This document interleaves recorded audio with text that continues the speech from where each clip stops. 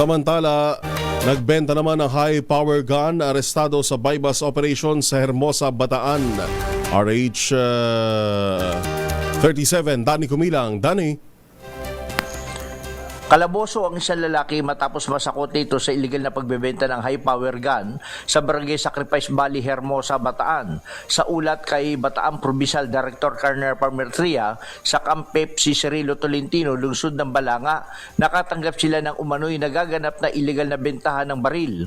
Kaya agad bumuo ng isang transaksyon sa sospek at ikinasaang bypass operation na nagresulta ito ng pagkakahuli sa naturang sospek.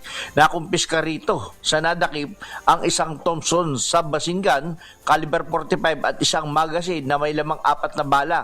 Nabawi din sa naarestong sospek ang 10,000 piso na ginamit na mark money.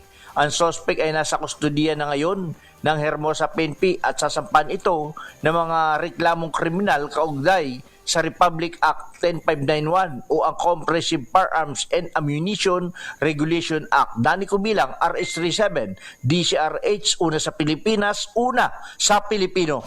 Magandang umaga, Pilipinas!